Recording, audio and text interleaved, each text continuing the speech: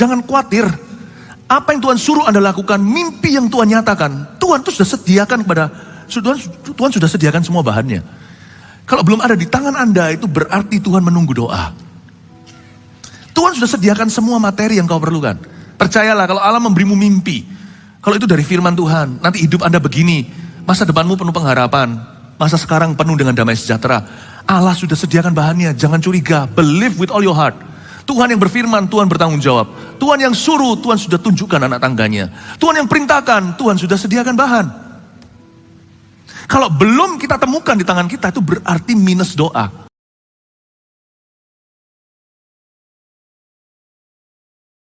Kami datang ke gereja hari ini, kami mau membangun kerohanian kami. We know we have spiritual life. Kami tahu kami punya kehidupan rohani, dan itu tanggung jawab kami. Bangun kami di atas dasar iman kami yang paling kudus, paling suci ya Tuhan. Roh suci-Mu menyertai. Urapi kami semua, beritakan firman dan sabda-Mu Tuhan. Sembunyikan hamba-hamba-Mu senantiasa di balik pribadi dan salib-Mu. Terima kasih Tuhan Yesus. Dalam nama Yesus, haleluya. Amin. Puji Tuhan, kasih tepuk tangan untuk Tuhan Yesus. Glory to God. Kita belajar kitab Esra seharian ini, 5 kali ibadah. Tema besarnya adalah mewujudkan mimpi bersama Tuhan. Saya percaya kita semua punya mimpi seperti Esra. Esra memiliki mimpi untuk membangun bait suci di Yerusalem yang jadi puing-puing reruntuhan. Gak hanya Esra, Esra dengan puluhan ribu orang yang lainnya. Mereka ingin melihat mimpi mereka menjadi kenyataan. Dan mereka rindu agar Tuhan dimuliakan lewat proyek mereka. Ibadah sekarang ini kita sampai kepada Esra pasal yang ketiga. Ya, kita meluncur ya, total 13 ayat.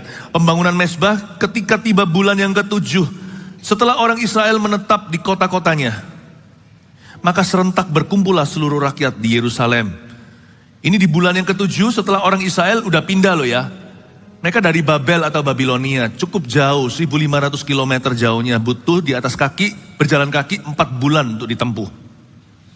Jadi mereka sekarang ceritanya sudah sampai ke tujuan, tapi gak ngapa-ngapain 7 bulan. Ngapain mereka? Ini Esra, saya bicara soal Esra dan kelompoknya. Pernah ada kloter-kloter sekian yang mereka datang, mereka gak berbuat apa-apa, gak berbuat sesuatu. Karena mereka itu, lupa kenapa mereka ada di tanah Israel lagi. Kita kan seringkali gitu ya. Dari orang berdosa yang patutnya masuk neraka, kita diselamatkan setelah masuk kerajaan Allah. Kita lupa kenapa kita ada di sini ya. Kenapa ya? Makanya diutuslah nabi-nabi seperti Nabi Sakaria, Hagai, Sakaria. Untuk ingatkan mereka, come on guys, kerja buat Tuhan selalu manise. Jangan jadi orang Kristen biasa. Tapi kalau Esra gak gitu. Esra ini seorang hamba Tuhan. Esra itu seorang revivalist, orang pembawa kebangunan rohani. Dia tahu mengapa dia ada di situ. Jadi ketika tiba bulan yang ke-7 setelah orang Israel menetap di kota-kotanya, sudah 7 bulan, mereka tidak berbuat sesuatu. Kalau Esra sih, bukannya dia tidak berbuat apa-apa. Pasti dia melakukan persiapan yang matang sebelum dia membangun bait Tuhan. Ketika tiba bulan yang ke-7 setelah orang Israel menetap di kota-kotanya, maka serentak berkumpullah seluruh rakyat di Yerusalem. Maka mulailah Yesua bin Yosadak beserta saudara-saudaranya para imam itu dan Serubabel bin Sealtiel beserta saudara-saudaranya membangun mezbah Allah Israel untuk mempersembahkan korban bakaran di atasnya sesuai dengan yang ada tertulis dalam kitab Taurat Musa abdi Allah. Bapak Ibu Saudara, nyampe 7 bulan lagi baru mereka mengerjakan sesuatu. Janganlah Anda dan saya itu terburu-buru. Bangun mezbah doa dulu.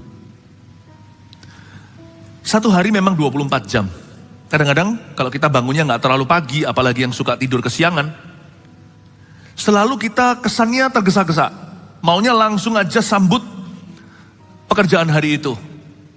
Bahkan kalau kita hari libur pun seperti hari Minggu misalkan, yang kita awal-awal langsung kecanduan adalah HP kita. Jarang diantara kita yang mau tahan dulu. Kalau mereka yang bangun mezbah ini, zaman Esra, Nehemia bangun tembok Yerusalem, mereka nggak langsung kerja. Mereka sisihkan waktu untuk sembahyang dulu dan cari wajah Tuhan. Duduk diam di kaki Yesus. Di perjanjian lama tentunya. Yesus belum datang sebagai Kristus.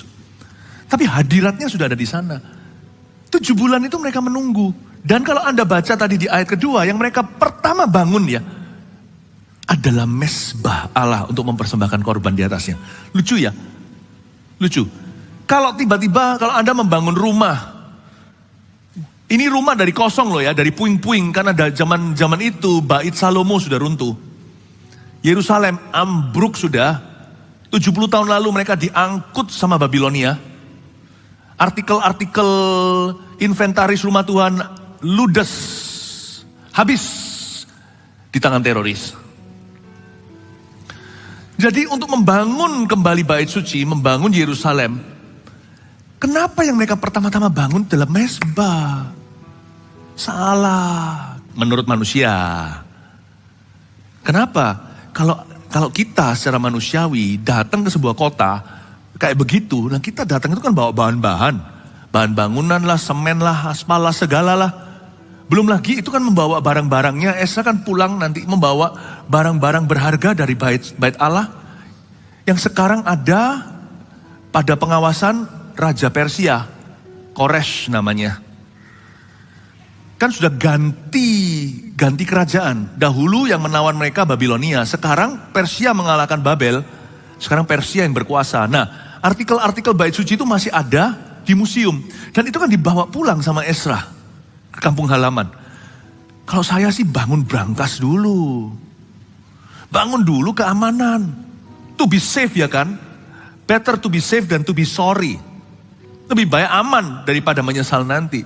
Atau lebih tepatnya kalau secara militerisme dan politik. Kalau politik bangun sistemnya dulu. Bangun kepemimpinan. Bahkan orang berkata yang utama itu kepemimpinan. Jatuh bangun bangsa, negara semua itu kan kepemimpinan. Iya, sebelum kepemimpinan, pemimpin yang sejati itu harus dari lutut dulu. Bondol lutut modalnya itu.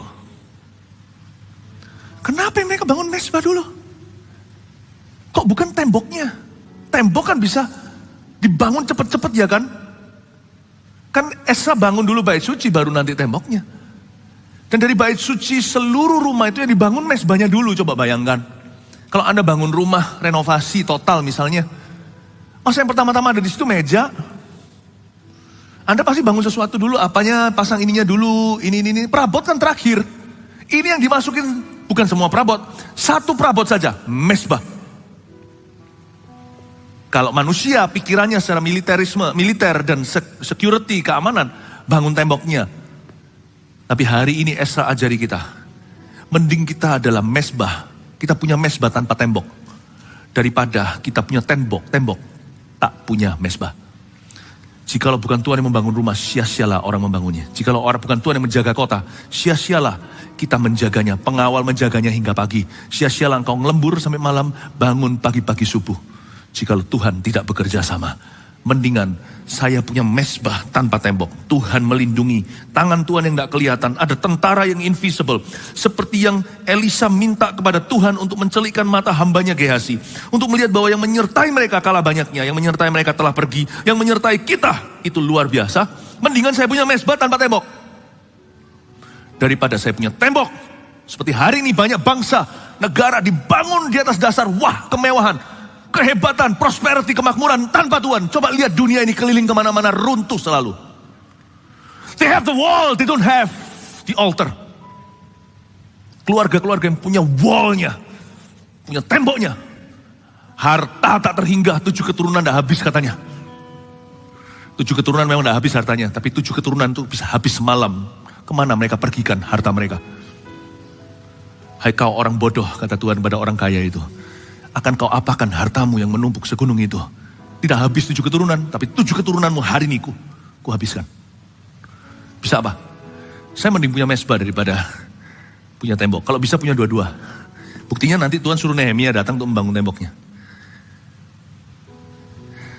Before anything, prayer is. Sebelum apa-apa, doa. 7 bulan Esra itu, dari bulan ke-7.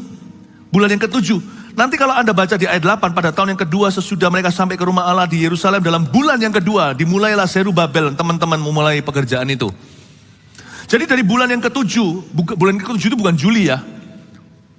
Bulan yang ketujuh sejak mereka datang, tergantung mereka datangnya bulan apa. Dan mereka datangnya bulan Februari, jadi 7 bulan kemudian, ini ceritanya bulan September. Nanti April baru mereka datangkan tukang. Dari September sampai April, berapa bulan? 7 bulan, setengah tahun lebih 1 bulan, isi mereka hanyalah doa puasa. Nggak heran apa yang mereka kerjakan berhasil. Saya nggak ajari kita untuk lelet. Saya tidak ajarkan kepada kita agar kita berdoa tidak tepat waktunya. Sudah waktunya kerja kok, cek clock masuk kok, berkata masih doa. Kalau Anda kurang waktu doa di tempat kerja, berdoalah sebelum Anda datang ke tempat kerja. Kalau Anda merasa kurang waktu karena kerjanya pagi, ya bangunlah subuh. Kalau Anda bangunnya subuh, misalnya zaman dulu sebelum pandemi, saya mesti jam berapa? Jam 4:30 sudah ada di airport, pagi. Ya saya doanya semalamnya supaya saya nggak bangun kepagian. Seperti Cinderella, sebelum jam 12 saya sudah ada di kamar dan saya ada di lutut saya. Atau mondar mandir saya mulai berjalan dan sembahyang. Atau saya mulai dengan membaca Alkitab saya tentunya dan agenda terbuka untuk mendengar suara Tuhan dan saya catatkan. Jangan beralasan, saya tidak ajarkan bahwa Alkitab tidak suruh kita untuk berdoa tidak tepat waktu. Alasan berdoa tapi nggak kerja. Nanti waktunya kita belajar, kita doa. Waktunya kita doa, kita tidur. Waktunya kita tidur, kita begadang. Semua itu indah pada waktunya. Jangan sampai salah kaprah waktu itu. Jangan sampai tabrak-tabrakan. Tapi Bapak Ibu Saudara, kalau Anda kerjanya pagi, doa lebih subuh. Selalu mulai dengan membangun mesbah doa dulu. Kalau proyek Anda itu early, harus maju. Nggak boleh sampai molor proyeknya jadi. Kalau gitu, segeralah jangan buang waktu. Berdoa dulu. Dan jangan ulur-ulur pekerjaan. Bapak Ibu Saudara, dari sini kita lihat komitmen Ezra. Dari bulan yang ke-7 sampai bulan yang kedua, yaitu September sampai April tahun itu. Dia mempersiapkan diri sebelum ketok-ketok palu. Dia mempersiapkan bahan, dan bahan yang dimaksudkan bukan material. Bukan materi bangunan. Kalau materi bangunan sudah ada, udah Tuhan sediakan, raja sudah sertakan, emas, perak, permata kalau Anda baca di pasal sebelumnya. Diperintahkan kok, semua orang-orang pendatang, semua orang-orang Israel di penjuru manapun juga boleh menyertakan hartanya. Karena mereka sendiri gak pindah, mereka belum bisa berbondong-bondong datang. 50.000 dari sekian juta orang Israel yang ada di Babilonia, yang ada di Persia. Mereka semua itu datang sudah disediakan, jangan khawatir. Apa yang Tuhan suruh Anda lakukan, mimpi yang Tuhan nyatakan, Tuhan itu sudah sediakan Tuhan sudah sediakan semua bahannya. Kalau belum ada di tangan Anda, itu berarti Tuhan menunggu doa. Tuhan sudah sediakan semua materi yang kau perlukan. Percayalah kalau Allah memberimu mimpi, kalau itu dari firman Tuhan, nanti hidup Anda begini, masa depanmu penuh pengharapan, masa sekarang penuh dengan damai sejahtera. Allah sudah sediakan bahannya, jangan curiga, believe with all your heart. Tuhan yang berfirman, Tuhan bertanggung jawab. Tuhan yang suruh, Tuhan sudah tunjukkan anak tangganya. Tuhan yang perintahkan, Tuhan sudah sediakan bahan. Kalau belum kita temukan di tangan kita, itu berarti minus doa. One prayer shortage away. Kita harus berdoa. Bangun dulu mesbahnya. Kalau Anda datang ke bait suci waktu itu, saya mau tunjukkan bahwa ternyata yang dibangun dulu dalam mesbah. Bukan pintu, bukan atapnya. Bukan fondasi bangunan itu sendiri, tapi fondasi rohani yang dia bangun dulu. Saya sarankan, jemaat, kalau Anda mau melakukan suatu pekerjaan baru, ya, saya dorong Anda, hati-hati ya, jangan terus undang kanan kiri, lalu undang cari mana pendeta yang kesannya ternama. Kalau Anda memang mau undang untuk kuduskan rumah atau kuduskan tempat kerja Anda, undang aja orang-orang yang sudah ada di dalam pengembalaan. Saya tidak minta diundang maksudnya. Makanya itu saya bersyukur di sini itu ada kepemimpinan volunteer yang ada. Ada CGL, pemimpin kelompok sel. Anda bisa konsultasi dengan mereka. Secara rohani tentunya mereka nggak ngerti pekerjaan Anda. Atau di atasnya lagi coach atau supervisornya. Ada asisten gembalanya, ada host pastornya. Bapak Ibu Saudara biasakan sebelum pergi berperang, raja-raja, undang imam untuk berdiri di depan. Undang iman. Memang tidak semuanya bisa ke Musa. Tidak semuanya bisa ke gembala sidang. Kalau jumlahnya banyak seperti Israel, Musa bisa mati berdiri. Makanya Yetro memberikan sebuah hikmat yang baik. Angkatlah pemimpin puluhan, pemimpin ribuan. Angkatlah supaya tidak semua kasus datang kepadamu. Tapi saya sendiri juga tangani loh ya. Saya bukan menangani ribuan, saya sendiri juga melakukan bagian saya secara satuan. Tapi saya dorong Anda, setiap tahun sebelum memulai, tahun ini kita memulainya ada breakfast with God, memulai dengan sungkem dulu ke kaki Yesus. Semoga itu menjadi culture, kebudayaan. Semoga lewat apa yang dikerjakan, apa yang didemonstrasikan lewat gereja kita itu menjadi sebuah pesan khusus. Bahwa setiap orang Kristen anak Tuhan harus memulai dengan benar. Saya dorong Anda kalau Anda punya company, perusahaan, doa sama-sama. Nggak hanya doa buat keluarga, biasakan dengan sebuah kalimat, please doakan kami. Undang itu bukan undangan pelayanan seperti undangan khotbah, tapi minta seorang pemimpin rohani yang ada di atasmu itu untuk doakan. Biasakan untuk didoakan. Ya. Saya bersyukur dengan beberapa jemaat yang merupakan tanggung jawab saya secara pribadi dalam kesatuan, bukan pemimpin ribuan tapi satuan. Saya lakukan bagian saya. Saya meet up annually, secara tahunan, regularly dengan beberapa orang-orang. Bukan hanya orang-orang yang ada dalam jajaran full timer hamba-hamba Tuhan, anak-anak rohani, tapi juga jemaat-jemaat. Saya berikan nasihat kepada mereka, saya doakan mereka, tidak tentu saya mengerti detil-detilnya. Tapi saya percaya itu akan terjadi akselerasi ketika kita mengutamakan mesbah doa. Ya, biasakan untuk terbuka. Tapi juga harus hati-hati, virus bisa masuk karena itu. Kalau kita nggak waspada nanti, ya salah orang, salah langkah, malah jadi masalah. Lakukan dengan bijaksana. Ya, lakukan dengan bijaksana. Pemimpin rohani di atas Anda itu nggak perlu Anda undang ke pabrik atau toko Anda. Tapi bisa aja dari waktu ke waktu setiap awal tahun Anda datang dan berkata, Ko, C, atau siapa, Pak, Bu, siapa, doakan kami. Makanya di dalam kelompok kecil kita tidak ada agenda pribadi, tidak ada pinjam-meminjam uang, itu nggak ada. Dilarang keras di CG. Supaya orang yang memimpin dan dipimpin itu tidak ada money in between-nya, tidak ada uang di antaranya. Supaya tidak ada agenda pribadi yang disalahgunakan. Kalau sudah nggak ada begini, murni-murni, harusnya nggak apa-apa tuh. Datang pada pemimpinnya dan berkata, bisnis kami tahun ini mau berkembang, tolong doakan. Simpel aja. Tundukkan kepala di hadapan Tuhan, gandengan tangan suami istri, lalu ditumpangi tangan dan didoakan seperti ini, betapa indahnya. Don't fight alone. Jangan lawan sendiri, bangun mesbah doa dan izinkan orang lain turut membangunnya bersama dengan Anda. Ya, amin Bapak Ibu Saudara. Ya, saya bersyukur di jemaat kita, jemaat di sini itu suka sekali didoakan. Kadang-kadang kita lupa, kita dorong orang lain untuk berdoa dan mendoakan orang lain. Kadang-kadang kita juga perlu didorong loh untuk minta didoakan. Saya mengingatkan diri saya sendiri dari waktu ke waktu, minta didoakan. Nanti ya giliran kalau saya mulai pergi lagi pelayanan ke luar kota, nanti saya minta didoakan oleh jemaat. Apalagi kalau ke luar negeri. I think it's a good habit. Membangun mesbah doa itu jangan bangun sendiri. Izinkan tangan orang lain membangun mesbahmu. Saling mendoakanlah kamu, kata Yakobus, supaya kamu sembuh. Orang yang terlalu defisit mendoakan orang lain, mintanya doakan saya, yang kayak gitu. Kadang-kadang perlu dipecutin secara rohani dan berkata, ayo doakan orang lain juga. Yang begituan harus diingatkan sebaliknya. Jangan egois, fokus pada diri sendiri. Lihat nanti ketika Anda mendoakan orang lain, mesbahmu sendiri akan dibangun oleh Tuhan. Carilah dahulu kerajaan sorga dan kebenarannya, segala sesuatu ditambahkan. Tapi kita yang seringkali pelayanan seperti Marta, atau seperti si sulung di rumah bapaknya.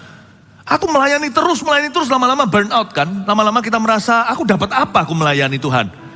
Yang kayak gitu, perlu belajar rendah hati. Termasuk saya sendiri, untuk minta didoakan. Please pray for me. Coba belajar di Paulus. Kenapa mesbah Paulus itu banyak korban bakarannya? Kenapa mesbah Paulus itu berhasil sekali? Karena Anda baca di suratnya, doakan aku supaya ketika aku membuka mulutku, rahasia Injil dinyatakan. Padahal dia sudah mahir berkhotbah, masih minta didoakan. Dalam keluarga kami ya, bangun mesbah khotbah papanya seperti ini. My preaching ministry atau pelayanan firman yang saya jalankan.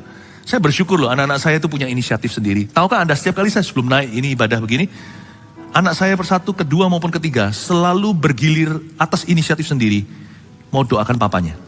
Saya sebelum naik gitu dirangkul sama anak saya, didoakan di ruang tunggu. Atau anak saya yang lagi di luar negeri juga telepon saya mau doakan daddy ya. Didoakan. You know, pray for me.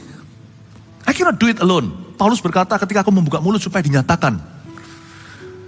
Karena sekalipun mahir khotbah, dia gak bisa berhasil tanpa Tuhan. Dan dia juga minta supaya diluputkan dari orang-orang yang jahat. Dia minta juga, bukan karena dia takut mati, supaya dia tidak digagalkan misinya. Dia minta supaya dia itu diberikan kekuatan, supaya jangan sampai mereka mendapat advantage atas pelayanannya. Lihat tuh, izinkan orang lain membangun mesbahmu. Termasuk bisnis Anda, belajar terbuka. Hati-hati, jangan terbuka yang salah. Ya, terbuka sembarangan. Ini diajak Nabi yang momo-huhu, yang gak ngerti itu siapa, yang gak jelas, GJ diundangi masuk. Waduh. Sebanyak di luar sana ada Nabi palsu juga, ada banyak gembala pandir. Be very careful. Tapi yang saya ajarkan bukan lihat orang. Yang saya ajarkan adalah terbuka untuk orang. Jangan hanya terbuka untuk Tuhan, terbuka untuk orang. Pray for us. Accountability untuk bisa menjawab. Untuk bisa mempertanggungjawabkan. Minta, pray for me. Ke depan itu ya, saya harap Anda lebih terbuka untuk dilayani. Jangan tertutup. Ya, baik itu dalam dunia bisnis pernikahan Anda. Tentunya tidak sembarangan atau sembrono. Tapi terbukalah. Karena pada orang terbuka, mesbah akan cepat didirikan. Amin Bapak Ibu Saudara. Kita lanjut lagi di ayat berikutnya. Ayat 3, mereka mendirikan mesbah itu di tempatnya semula. Sungguh pun mereka ketakutan terhadap penduduk negeri, lalu mereka mempersembahkan di atasnya korban bakaran kepada Tuhan. Korban bakaran waktu pagi dan waktu petang. Ya kan? Yang mereka bangun dalam mesbah dulu. Langkah nomor 1 bukan amankan, tapi mempersembahkan. Di atasnya korban bakaran, korban waktu pagi dan waktu petang. Itu yang mereka lakukan berbulan-bulan. Nah, ayat 3a Anda baca, mereka mendirikan mesbah itu di tempatnya semula. Betapa indahnya kaum Israel yang pulang kembali untuk membangun Yerusalem yang runtuh. Dibutuhkan courage, keberanian dan iman. Untuk membangun atau mendirikan mesbah itu kembali di tempat semula. Sebelum Anda bisa mewujudkan mimpi Anda harus urusi dulu trauma masa lalumu. Sebab mimpi dan trauma tidak bisa berjalan berdampingan. Seringkali ketika Tuhan mengeluarkan Anda dari mimpi buruk, Tuhan tidak tentu memberimu mimpi baru. Tuhan kasih Anda mimpi lama yang penuh dengan trauma untuk bangun kembali di sana. Saya nggak ajarkan bahwa kalau Anda punya pekerjaan itu merugi sampai merah terus, dipertahankan dengan mimpi suatu saat pasti menguntungkan. Kadang-kadang langkah terbaik adalah cut off. Langkah terbaik kadang-kadang harus menutup cabang. Atau seringkali langkah yang tidak ideal, namun itu perlu sekali adalah Anda mungkin dari gerainya ada 7 menjadi 3. Supaya ramping daripada berdarah-darah, mendingan semuanya biru. Mulai dari situ. Saya nggak ajarkan bahwa selalu mendirikan mesbah di tempat yang semula itu sebagai orang yang bodoh dan keras kepala. Udah tahu salah diterusin. Ada orang yang gitu kan mentalitasnya, udah terlanjur. Udah terlanjur, ya apa boleh buat, teruskan saja. Bisnis juga sama. Orang luar aja loh, gak ada Roh Kudus tahu loh, ini kalau kamu teruskan kamu bangkrut total. Gak apa-apa sudah terlanjur jegur. Ya semuanya kita masukkan. Bukan itu, konteksnya bukan itu. Mereka mendirikan mesbah itu di tempat semulanya itu konteksnya seperti ini misalnya. Anda rasa pernikahan Anda susah. Ada banyak trauma. Ingat ya, mendingan istri lama dengan trauma atau suami lama dengan trauma, Anda percaya Yesus bisa pulihkan. Daripada cari istri baru atau suami baru. Setialah kepada pasangan istri masa mudamu, kata Maleaki. Kenapa Tuhan tidak senang pada umatnya? Tuhan, karena kamu tidak setia pada istri masa mudamu, bukan istri muda. Bangun kembali. Mendirikan mesbah di tempat semula. Kemarin hari Sabtu saya ajarkan di saat teduh. Bahwa kita harus work out our marriage. Udah jangan ada pintu ke depan, taruh tapal kuda di mata. Adam dan Hawa kan tidak ada pria lain atau wanita lain kecuali gajah dan jerapah. Tutup pintu. Jangan lihat opsi-opsi di kiri kananmu. Kerjakan, bangun kembali, dirikan mesbah di tempat semula. Di mana Anda gagal total, di situ geger, di situ terjadi suatu pertengkaran yang luar biasa. Di situ Anda kerjakan kasih dan pengampunan. Kerjakan saling mendengarkan dan mendahului dalam memberi hormat. Ini konteksnya. Apa yang merupakan kehendak Allah secara jelas, jangan mudah menyerah. Dan jikalau Anda semalam-malaman memancing ikan tidak dapat, hanya karena Tuhan sekarang berkata, tebarkan di sisi kanan, tebarkan. Kenapa CG ku gak tumbuh-tumbuh? Evaluasi. Udah lakukan segala cara. Minta didoakan, diberi masukan, tetap belum. Sabarlah. Sebentar lagi Tuhan akan bekerja di luar dugaanmu. Mereka mendirikan mezbah itu di tempatnya semula karena Tuhan menghendaki dalam mewujudkan mimpi bersama dengan kita. Kita harus mau tidak mau memproses trauma dan harus menghadapi rasa takut kita. If you don't confront your fear will confront your future. Kalau kita tidak mengkonfrontasi rasa takut kita akan mengkonfrontasi masa depan kita. Disinilah banyak orang gara-gara ketakutan telah hidup di masa lalunya. Tidak bisa move on maju ke hari esok yang penuh pengharapan. Bangunlah, ini perintah Tuhan. Dirikan mezbah itu di tempatnya semula. Sebab iman yang maju itu biasanya yang mendahului semua berkat yang sifatnya dapat dilihat, dapat dicium, dapat dijamah. Semoga Anda bisa menangkap ini. Tuhan suruh bangsa Israel ini untuk kembali bangun mezbah. Karena waktu mereka bangun mezbah itu langsung pikirannya tertuju pada pembantaian. Karena di atas mezbah itu imam-imam dibantai oleh Nebukadnezar. Oleh raja-raja yang tak bersunat zaman itu. Oleh raja-raja yang tak takut akan Allah. Di situ ada Antipas, ada apa. Orang-orang sejarah mezbah itu ugly. Mereka langsung diingatkan semua traumanya, hancurnya bait suci. Dan terjadi pembantaian di mezbah itu. Dan yang pertama harus mereka bangun di atas trauma mereka. Trauma itu jangan diajak bicara. Dikonselingi percuma. Konselingi itu hanya setengah jalan. Membuat Anda didengarkan dan mendapat kekuatan untuk mengkonfrontasinya. Tapi Anda mau jalan-jalan forever di sana gak maju-maju ya bisa. Berapa banyak orang itu hanya ingin didengarkan, dia tidak pernah ingin keluar dari masalah. Kalau Anda mau keluar dari masalah, satu saja jalannya, faith, iman. Iman itu menyerbu, iman itu melawan, iman itu menyerang, iman itu maju. Iman itu gak ajak dialog setan, dia gak berbicara dengan trauma, dia tidak menginterviewnya. Iman itu berkata, upon my trauma, di atas trauma ini, I will have faith in my God. Aku akan punya iman pada Tuhan. Dan iman yang kayak gitu, adalah dasar yang kita harapkan, bukti yang tidak kita bukti dari segala sesuatu yang tidak kelihatan.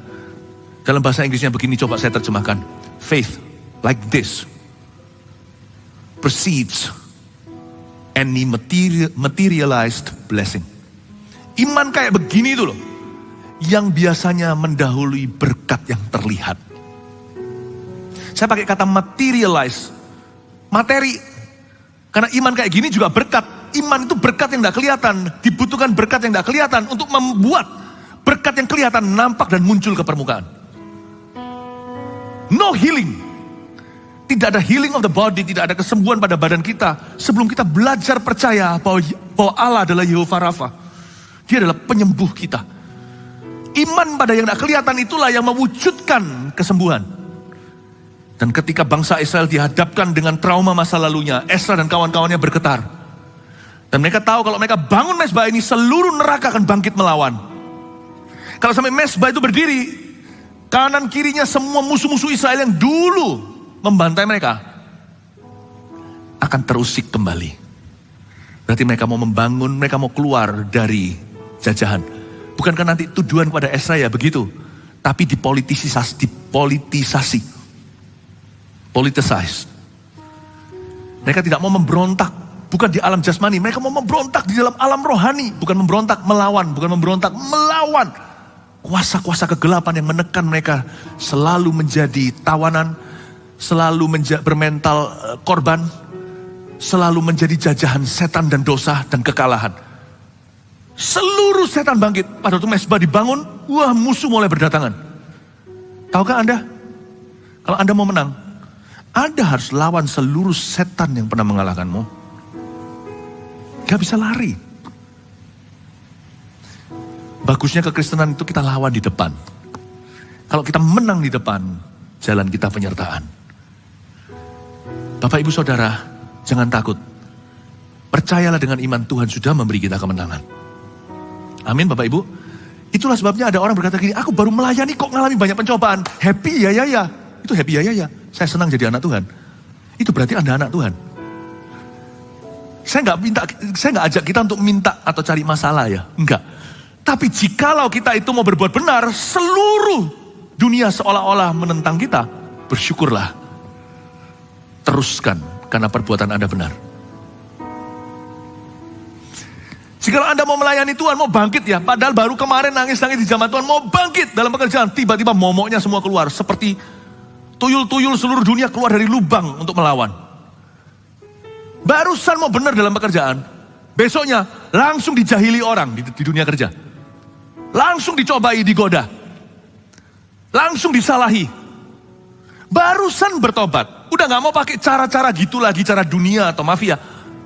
Besoknya langsung ada orang cari gara-gara, langsung udah mulai menggelitik kedagingan kita untuk bangkit.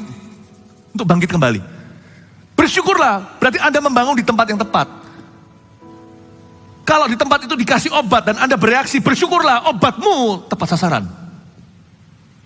Banyak orang Kristen malah salah, juling rohani.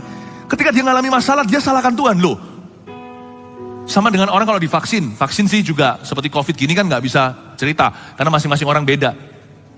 Tapi jangan Anda keluhkan demamnya atau meriang-meriangnya setelah divaksin yang ke-1 atau kedua. Karena itu berarti bereaksi di tubuhmu, sebentar lagi keluar antibodi. Tapi yang gak beraksi apa-apa ya juga tetap keluar kok ya.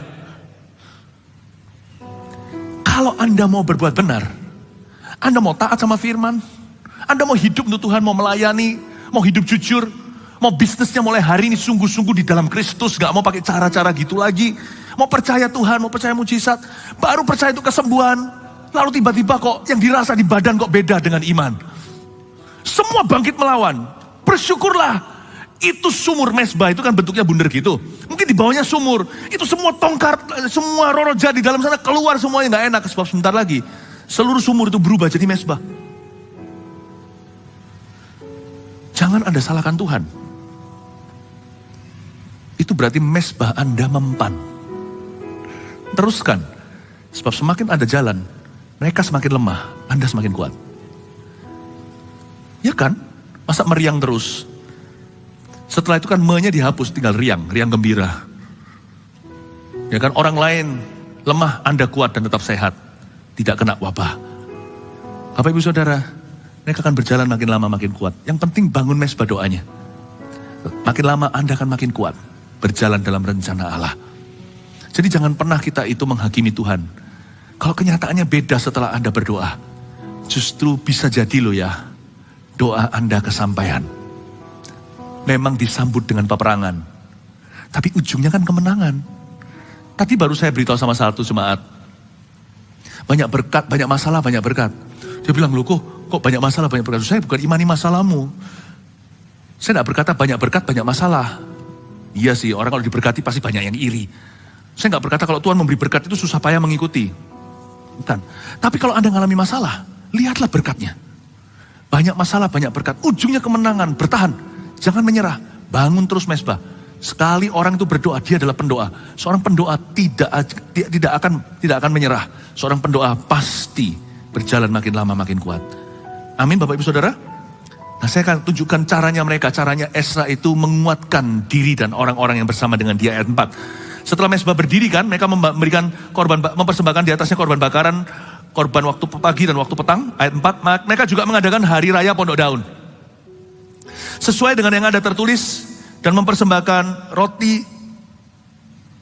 korban bakaran hari demi hari menurut jumlah yang sesuai dengan peraturan.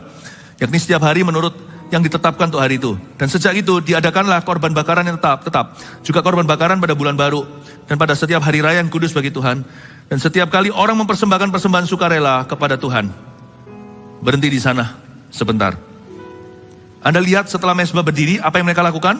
Memang ada korban-korban pada bulan baru lah, bulan khusus lah. Ngapain sih orang Israel ngadakan festival melulu? Sebenarnya bukan festival. Kita kemarin merayakan Natal kan bukan Natal, kita merayakan Kristus kan, arti Natal. Nah kalau Anda baca ini di ayat 4, mereka mengadakan satu festivity, mengadakan sebuah perayaan yang namanya perayaan Pondok Daun. Saya ulang lagi ayat 4, mereka juga mengadakan hari raya Pondok Daun. Mengapa mereka rayakan hari raya Pondok Daun itu too early? Seperti seolah-olah kenapa kita rayakan Christmas itu bulan Februari. Esra itu perlu memilih Waktu orang-orang menghadapi mezbah dan membangun di tempat di atas mezbah yang sama dahulu zaman Bait Salomo itu diruntuhkan musuh, itu rasa malu luar biasa, noda celah bagi bangsa dan sejarah Israel. Di situ belum lagi terjadi trauma, kengerian, pembantaian, pembunuhan. Ketika dia menghadapi itu, dia tidak mau hanya membangun. Membangun itu pekerjaan. Itu output tenaga yang dikeluarkan. Tapi dia juga pilih-pilih input. Apa yang dimasukkan. Jangan sampai kita itu perbuatannya sudah benar. Tapi kita tidak dapat asupan yang kuat. Karena itu Ezra memilih waktu mezbah itu berdiri. Dia mengadakan hari raya Pondok Daun. Hari raya Pondok Daun adalah hari raya yang merayakan kesetiaan Allah Israel. Yang mengeluarkan bangsa pilihan dari Mesir masuk Kanaan. Di situ mau nggak mau orang Yahudi kan sudah biasa dengan tradisi, mereka harus menyanyikan. Mereka sering menyanyikan, kalau Anda lihat mereka kalau nyanyi kayak chanting. Itu chanting gitu ya. Itu sebenarnya menyanyikan firman. Mereka harus baca kitab-kitab Kejadian. Mereka harus baca dan mereka nyanyikan bagaimana cara Tuhan mengeluarkan bangsa Israel di tengah-tengah lautan. Bapak Ibu Saudara, pekerjaanmu mungkin sudah benar. Tapi mungkin kita kurang merenungkan firman. Kita lebih suka merenungkan masalah kita. Makanya susah berdoa. Masalah gak usah direnungkan, sudah ada. Renungkan janji Tuhan. Membangun mezbah doa itu tidak bisa hanya doa, output. Nanti keletihan. Banyak orang suka berdoa, ada seorang pernah ngomong begini sama saya. Orang Kristen, wah kalau saya doa bisa berjam-jam, baca Alkitab cuma 5 menit. Ya siap-siap KO waktu doa. Karena input menentukan output. Apa yang dikeluarkan harus seimbang dengan pemasukan. Di dalam ilmu ekonomi aja jelas kok, jikalau pemasukan Anda kalah dengan pengeluaran, siap-siap bangkrut total. Siap-siap hutang piutang. Gak bisa orang berkata, aku cuma bisa doa saja. Saya hanya doa sembahyang doang. Tapi kalau baca Alkitab gak ngerti-ngerti. Puji Tuhan gereja kita bukan timpang di satu. 50-50 mungkin juga susah. Kadang 60-40, 60-40, pokoknya kita itu seperti orang mengimbangi di atas tali begini. Berjalan keseimbangan. Gereja kita itu bukan hanya kuat firmannya atau dalam. Tapi kita kuat dalam kegerakan. Bahasa roh. Karunia-karunia, penjangkauan. Pemuritan. Nah kalau kita kuat ini saja gak firman, kita jadi orang Kristen yang dangkal, nanti salah semua tindakannya. Tapi kalau kita hanya firman, pendalaman, kalau kita tidak ada kegerakan, kan cilaka kita jadi gereja yang fat boy. Jadi gereja yang gemuk. Oh by the way, ibadah sebelumnya tadi, saya bahas nama-nama. Salah satu nama-nama orang yang pulang itu, namanya adalah si gendut. Nanti Anda dengarkan sendiri di ibadah sebelumnya, saya ada jelaskan. Tuhan pakai segala size orang. Tuhan cari orang yang mau, bukan cari orang yang cakep, bukan cari orang yang mampu. Ya? Nah kembali lagi. Nah, kalau kita terus firman-firman, tidak ada kegerakan, kita jadi fat boy. Kita jadi orang yang gemuk. Kolesterolan nanti gak sehat. Puji Tuhan ya, gereja kita gak begitu. Makanya itu sekarang Anda boleh curiga. Kalau saya kasih Anda pendalaman Alkitab hari ini, siap-siap hari Rabu KKR. Loh Pastor Philip, kan kita masih dalam pandemi. Iya ngerti kan semuanya itu dengan protokol kesehatan dan juga online jikalau memang tidak mampu menjaga prokesnya. Rabu ini dicatat ya, di saat teduh nanti, apalagi untuk jemaat Gereja Mawar Sharon tercinta. Ini waktunya kita undang kanan kiri. Orang-orang untuk mendengarkan. Saat teduh besok hari Rabu, saya kasih judul, apa kata Alkitab tentang neraka. Kita KKR pertobatan dan keselamatan untuk orang yang mundur dari Tuhan, orang yang belum kenal Tuhan, yang belum percaya Tuhan. Saya berdoa, hari ini kita diisi, Rabu kita bergerak.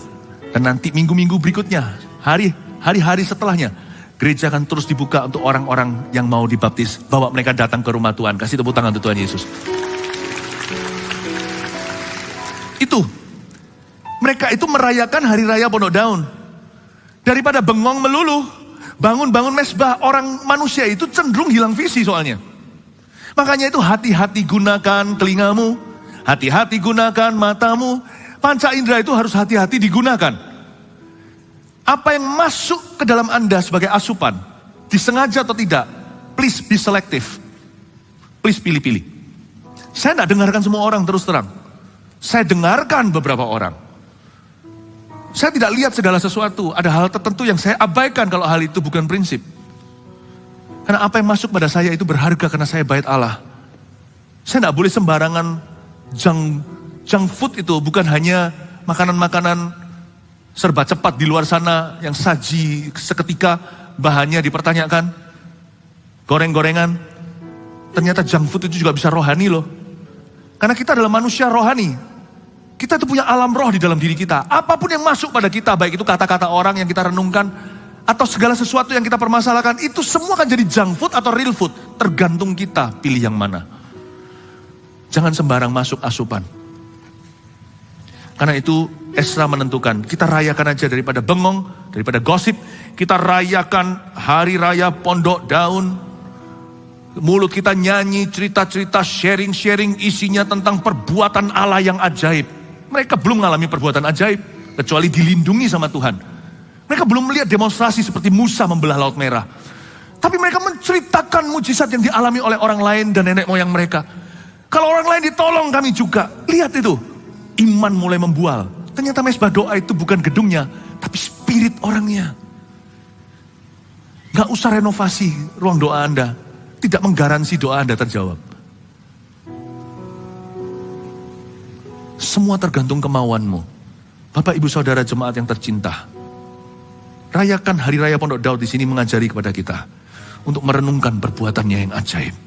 Sekalipun Anda sendiri belum mengalaminya. Pengakuan iman itu penting sekali. Jangan batalkan doa setelah amin lalu habis itu bicaranya berlawanan. Pengakuan firman. Aku percaya, doaku tadi didengar. Orang yang paling kasihan adalah orang begini, setelah doa sungguh-sungguh amin. Lalu tanya, didengar gak ya? Lah, kalau Anda bilang amin berarti Anda sudah setuju itu didengar. Kalau enggak, dibuka aja doanya. Tuhan, aku berdoa gini dalam nama Yesus. Udah, jangan diamini. Supaya bisa tanya, didengar gak ya? Kalau Anda berkata amin, dia ya dan amin. Kata amin itu here. Kalau orang-orang London, orang-orang British ngomongnya gitu kan. Kalau ada orang bicara gitu, misalnya apalagi kalau di parlemennya, nanti mereka mengerti. Mereka kan semua berdiri berkata here. Here itu mendengar, aneh sih. Bahasa Inggrisnya British kan. Here. Bukan here di sini, here dengar maksudnya, here. Orang yang berkata amin itu berarti ngaku bahwa Tuhan sudah berkata here. Jangan diaminin doanya. Please jangan diaminkan, tapi kalau belum diaminkan jangan keluar dari ruang doanya. Jadi Anda punya pilihan, mau keluar dari ruang doa cepat aminkan. Here. Nah, mereka itu merayakan Pondok Daun.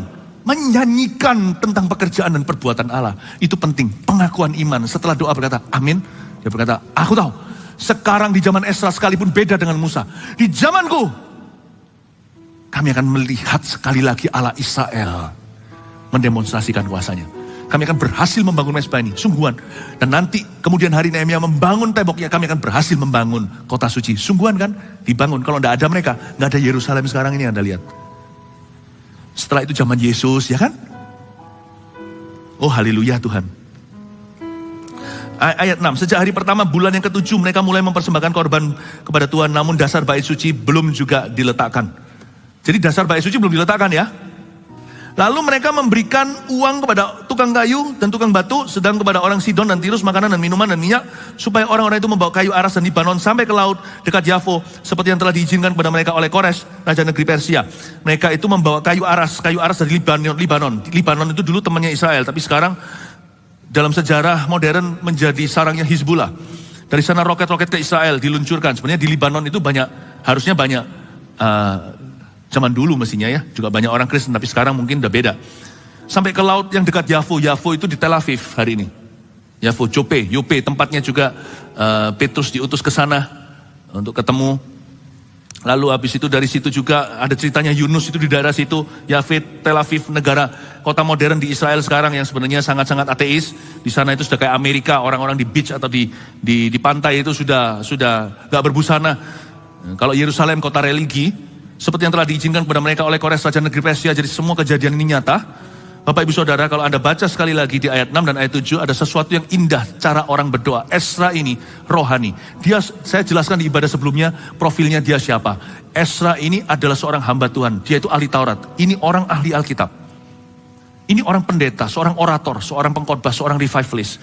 Jadi saya banyak terinspirasi oleh Esra ini. Orang itu menguasai materi firman lebih daripada kawan-kawannya. Dia yang nulis Mazmur 119, 1-2 Tawarik, Esra Nehemia. Meskipun dia orang rohani, Anda lihat ya, dia praktis. Lebih rohani lagi, ketika Anda lebih rohani, Anda tidak akan jadi ngawang.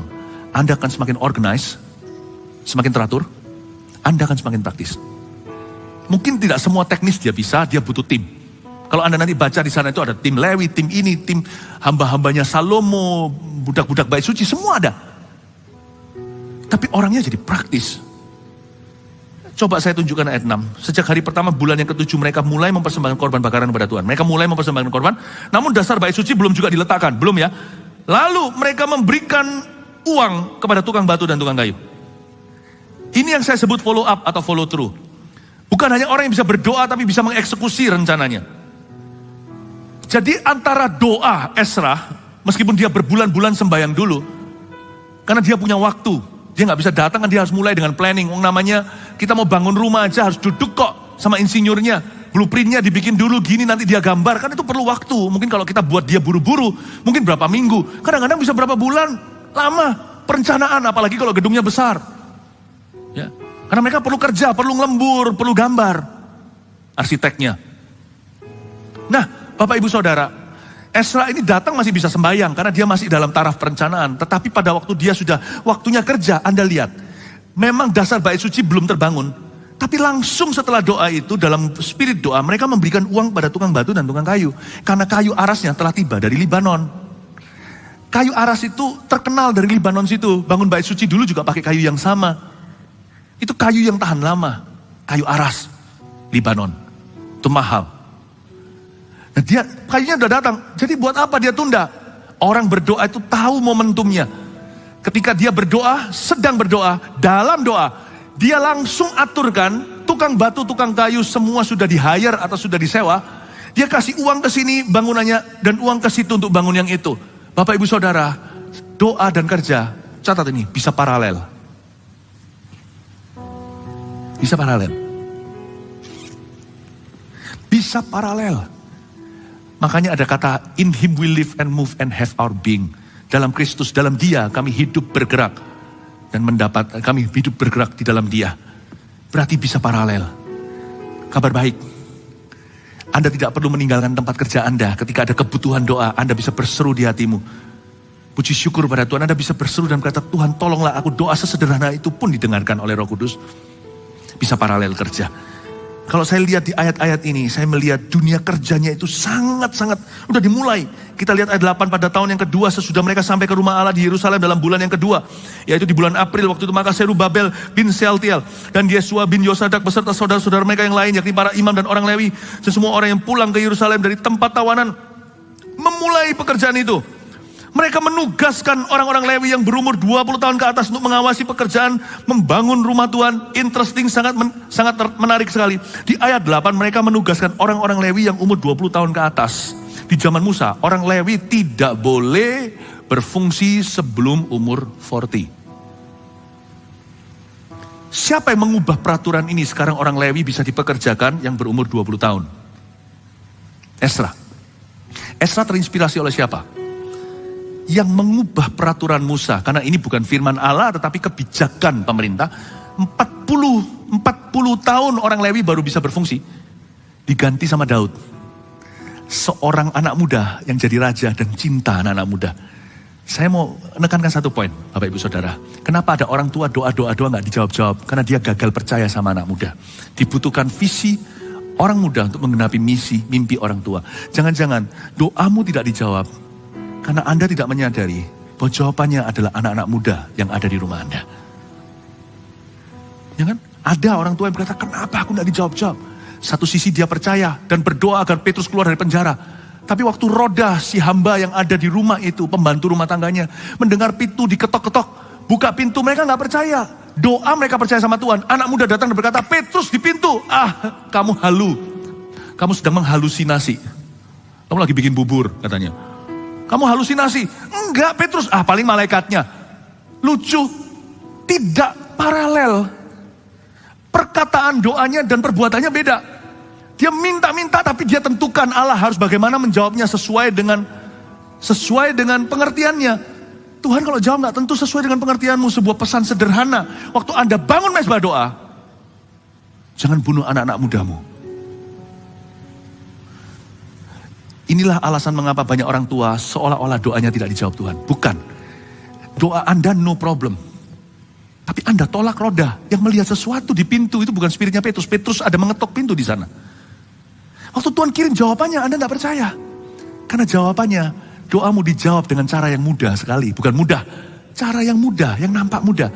Ketika jawabannya pada anak Anda, mana bisa dia belum makan asam garam. Loh ya tolong di training dong, tolong di mentori. Tapi jangan dipatahkan semangatnya. You kill your descendants. Ini kesalahan banyak gereja, termasuk gereja Korea. Mereka minta kebangunan rohani, Tuhan kasih. Tapi sekarang meleset kebangunan rohani itu ke Indonesia.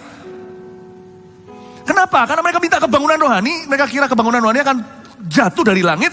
Anak-anak muda mereka disuruh, sebelum kalian 40, you have no say in the church. Sebelum 40 kalian nggak punya hak untuk berbicara. Yang meleset semua pelurunya, cuing ke Indonesia. Yang sangat cinta anak-anak muda. Yang sangat membangkitkan anak-anak kecil. Sini semua bangkitnya. Muncul hamba-hamba Tuhan yang masih looking good, looking muda. Oh haleluya, kasih tepuk tangan untuk Tuhan. Seringkali mesbah doamu itu, mesbah doa kita, setiap orang tua, saya coba bicara secara spesifik sekarang. Makanya khotbah firman seperti ini, ekspositori itu saya sangat suka. Karena Tuhan bisa bicara dari mesbah itu, bisa bicara kemanapun juga yang Tuhan kehendaki.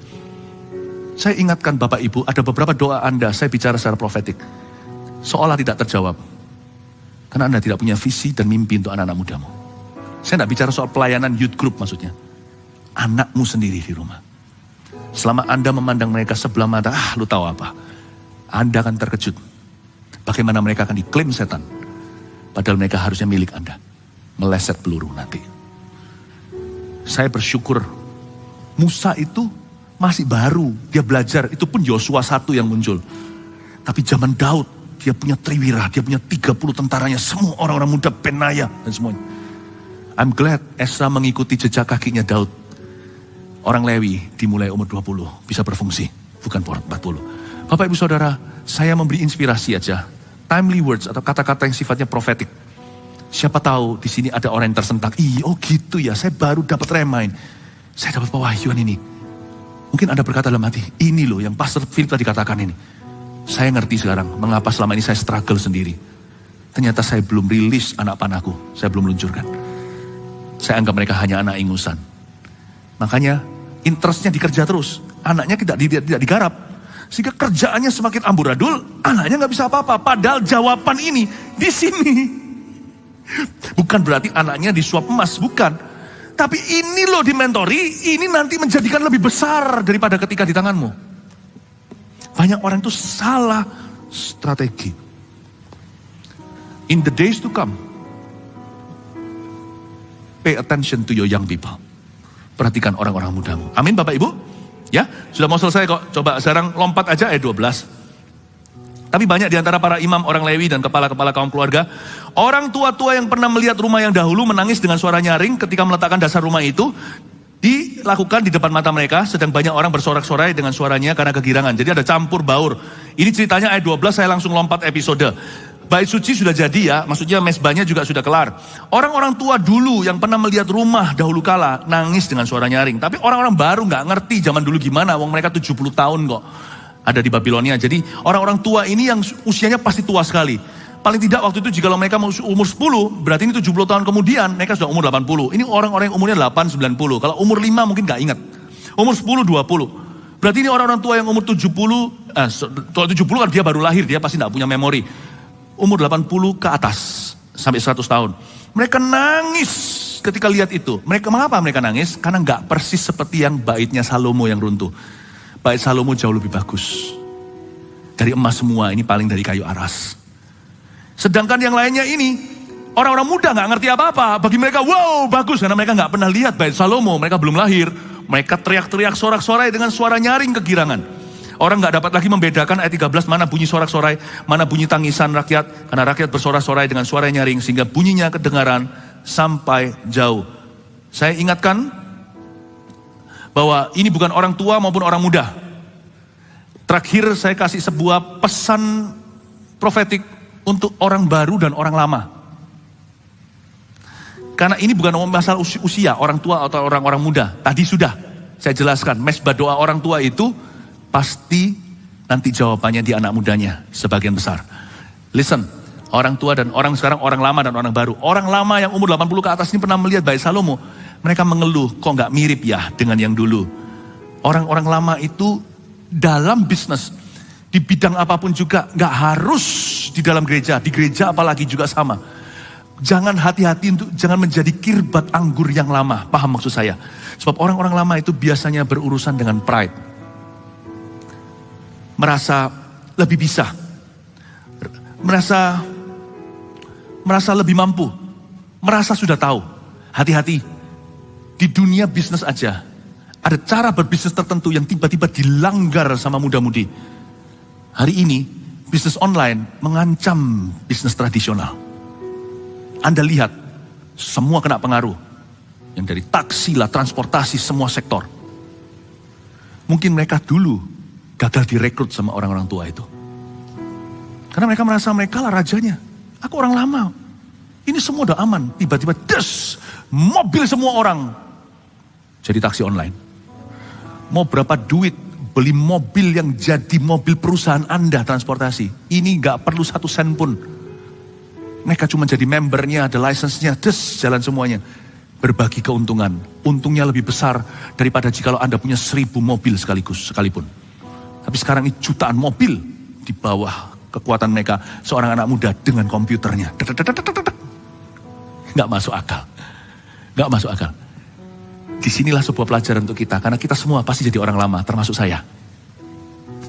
Jangan pernah ada pride, merasa kita sudah tahu semuanya. Karena orang begitu, nanti tangisannya bukan sukacita, tangisannya adalah regret, penyesalan, atau tercuri. Tangisannya seperti tertabrak, terlanggar, atau tangisannya mengeluh kok begini. Setiap orang di antara kita, semua kita di sini jemaat yang saya kasih. Setiap minggu Anda ke gereja tujuannya adalah pembaharuan akal budi. Setiap kali kita datang ke gereja itu kita dibaharui roh kita.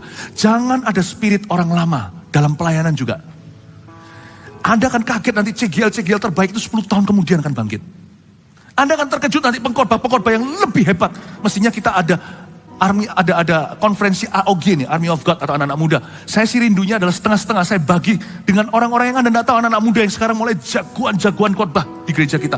Saya mau bagi mimbar, mereka bagi sedikit, saya tangkap mereka jikalau mereka Saya mau kasih kesempatan. Di antara kita semuanya ini tidak bisa menua kalau kita punya Roh Kudus. Yang menua hanya badannya. Jangan ada sifat di dalam spiritmu, ego dan kesombongan, keangkuhannya. Jangan ada sifat orang lama. Sebab orang gini nanti akan nangis ketika bait suci jadi. Dia nangis. No, aku mau jadi orang-orang yang bersorak-sorai, orang baru yang diperbarui. Saya bukan orang baru. 10 tahun dari sekarang kita juga orang lama, tapi kita diperbarui. Jadi setiap kali kita selalu baru. Datang ke gereja jangan hanya datang untuk ibadah. Datang ke sini untuk diperbarui manusia rohmu. Ini juga mesbah besar. Di sini kita digodok semuanya sama Tuhan. Digodok matang-matang sampai well done. Kita diperbaharui hingga kemerahan seperti pipinya Daud ketika mengalahkan Goliat. Bapak ibu saudara, di gereja Mawar Siaran tercinta dan keluarga saat itu yang mendengarkan, saya tidak izinkan spirit orang lama. Sampai kapanpun you and I, Anda dan saya termasuk, sampai kapanpun sampai Tuhan datang, sampai kita mati, kita akan selalu menjadi anggur yang baru. Kasih tepuk tangan untuk Tuhan. Mari kita semua bangkit berdiri.